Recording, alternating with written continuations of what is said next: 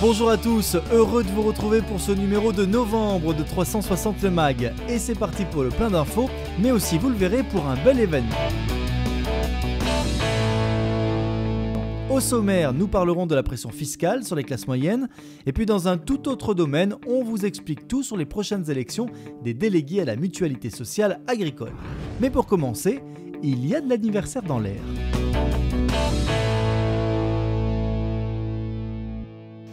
Cette photo illustre la création de notre organisation en 1944, puisque la CGC a été créée il y a 70 ans maintenant. Alors, au train où vont les réformes, ce sera peut-être un jour l'âge légal de départ en retraite. En tout cas, pour nous, c'est l'occasion d'impulser un nouvel élan. C'est l'âge du renouveau de notre organisation.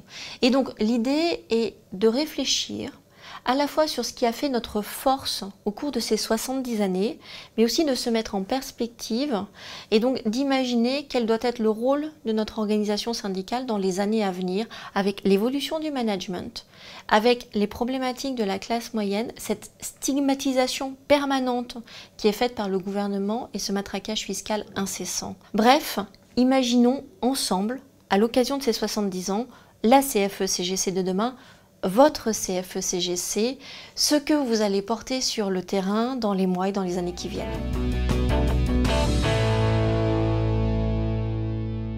La CFE-CGC a lancé une grande enquête auprès de ses adhérents sur la fiscalité et ses répercussions sur la consommation.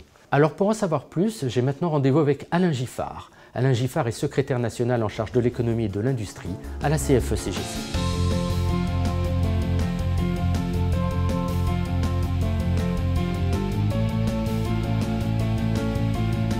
Alain Giffard, bonjour. Bonjour. Sur quel point portait exactement cette enquête ?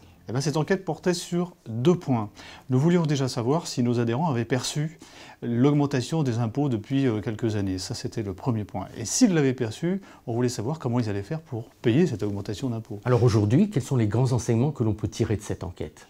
Et la première chose, c'est que nos adhérents ont bien perçu qu'il y avait eu une augmentation des impôts et qu'elle était due à la fiscalité, pas par exemple à une augmentation de salaire ou quelque chose d'exceptionnel. Ça, c'est le premier point. Le deuxième point, important aussi, on leur avait demandé comment ils allaient faire pour payer cette augmentation d'impôts. Donc dans un premier temps, ils vont réduire les loisirs et les vacances. Je fais référence par exemple à ce qui s'est passé cet été où 40% des Français ne sont pas allés en vacances. Dans un deuxième temps, ils vont très certainement aussi réduire la voiture, les achats de voitures, les achats de meubles par exemple. Mais plus précisément, sur les besoins fondamentaux, quel est l'impact de cette fiscalité ? Eh bien là, ça a été notre grande surprise. C'est-à-dire que 20% de ceux qui nous ont répondu nous ont dit qu'ils allaient diminuer la nourriture, le logement et l'habillement. Et ça, c'est très impressionnant parce que ça va impacter directement la consommation, donc la croissance, donc à terme l'emploi. Et que faudrait-il faire aujourd'hui contre cette fiscalité galopante ? Eh bien, il faut écouter les propositions de la CFE-CGC, que nous venons de faire aux députés et aux sénateurs. Nous leur avons proposé un certain nombre de choses pour faire évoluer le projet de loi de finances. Premièrement, révaloriser le barème, puisque vous savez que depuis 3 ans, il est gelé. Donc pour que nos adhérents entrent plus tard dans le barème, il faut le révaloriser de l'inflation. Première proposition. Deuxième proposition, ne pas supprimer complètement la tranche à 5,50, mais la diminuer à 1%, de manière à ce qu'on rentre moins vite dans la tranche à 14. Troisièmement, la tranche à 30% est beaucoup trop large. Et nous avons un certain nombre d'adhérents qui sont concernés par elle. Donc de la couper en deux, un bout à 21% et un bout à 30%. Et puis, quatrièmement, c'est plus anecdotique, c'est que pour que chacun prenne conscience que les équipements collectifs sont payés par l'impôt, que tous les Français payent un petit peu d'impôt.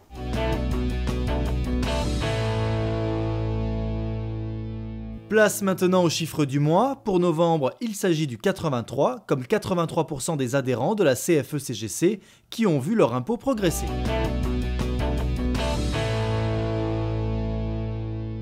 Bonjour, je m'appelle Jean-François Belliard.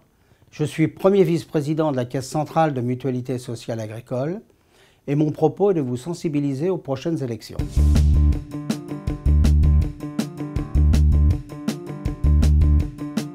Pour mémoire, la MSA est la sécu du monde agricole. Elle s'appuie sur une gouvernance mutualiste associant les 3 composantes du monde agricole, à savoir les employeurs, les salariés et les exploitants. Ces élections se dérouleront en janvier 2015 et concernent 2,7 millions d'électeurs. Tous les salariés sont électeurs, qu'ils soient actifs ou retraités. et le vote se fera par correspondance ou par voie électronique. Les électeurs éliront des délégués cantonaux qui procéderont à l'élection des membres des conseils d'administration des 35 caisses régionales qui eux-mêmes éliront les membres de la Caisse centrale de mutualité sociale agricole.